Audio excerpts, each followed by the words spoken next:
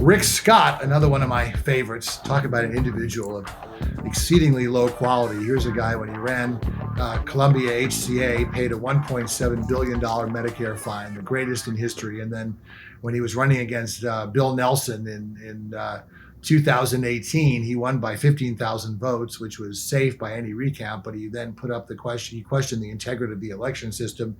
And his latest thing was, of course, everybody should pay taxes, which gets back to this Mitt Romney 47% thing.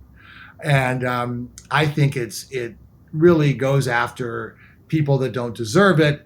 And I also think it's a loaded stat because of those 47%, yes, they don't pay income tax, but they pay payroll taxes. So what's your theory on that? What do you think should be done with our tax system to make it more progressive, but also make sure that everybody pays their fair share, both at the bottom and the top? Well, it's easy to be calling for fair share when it's other people's money, as Margaret Thatcher would like to say. I think what Rick Scott is doing in this case is that he wants to put out a trial balloon because he wants to challenge Mitch McConnell to leadership, and he thinks that he can get Donald Trump to back him. So that's why he's trying to release his own kind of policy framework, and that's what he's doing politically here, which I think is, and from a tax standpoint, I think that the concept of having skin in the game is useful, but at the same time, I think that there's also a messaging issue because you're right, the vast majority of lower income people don't pay income tax, and so I think that conservatives and Republicans should be way more willing to share that information because the vast majority of people don't pay income tax, and yet they want to tax the wealthy even more when most people aren't paying taxes. And I actually see it in the reverse that why aren't we just letting people know this information that the wealthy are already very much more disproportionately shouldering the burden as it is, but at some point you're going to kill the golden goose that lays the golden egg. So I don't know. I think that it's really easy to demonize the rich, which is just a amorphous entity. I think that the closing corporate loopholes, I think that's something that is bipartisan, and I think that having the tax structure in that way would be beneficial. I think that for me, I want to keep the 2017 tax reform in place. I know that is something that Democrats have been really chomping at the bit and trying to get rid of. So I would not support that at all. I think that it's good to keep the deductions on the SALT, the state and local tax property deductions, because that's a giveaway to wealthy people to subsidize bad governance at the state level. So I think that a lot of what conservatives have to do right now is actually play defense against encroachment when it comes to tax policy.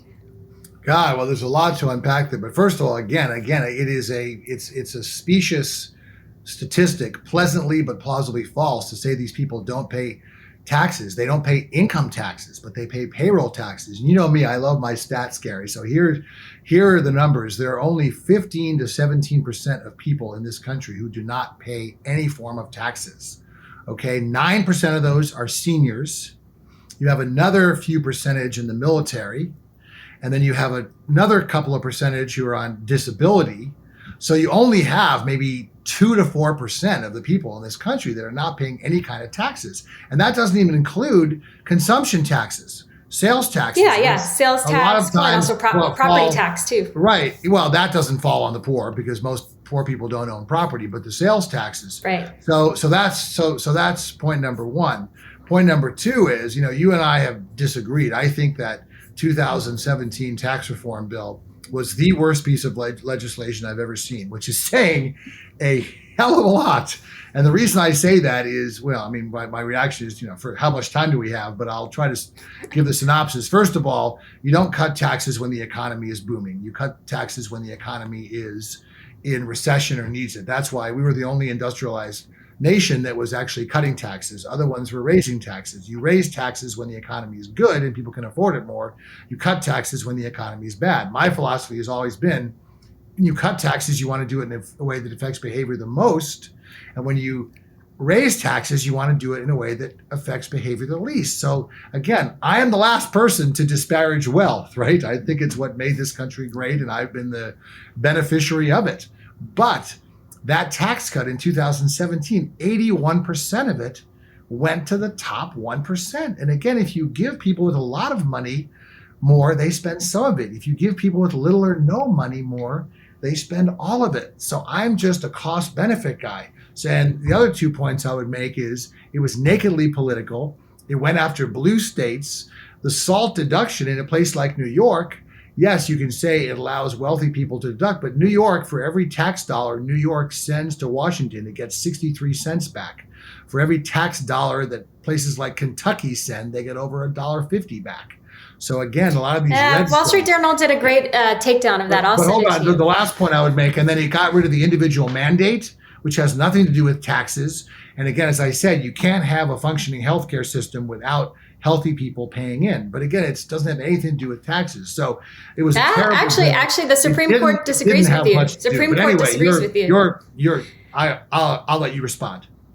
Sorry, I was just going to say the Supreme Court disagrees with you because they said that Obamacare is a tax. So in that respect, it is relevant. But we've already gone over, Dave. But I think we should do another one on healthcare and on taxes. Absolutely. Well, it's always a good conversation, and I think that it's going to be very interesting to see. I agree with you that the spending did not need to go up so much. And as far as military goes, I have no problem spending more on the military, but we need to spend it on the next generation of conventional weapons, and we need to spend it on training, and we need to spend it on personnel. And we're not doing that.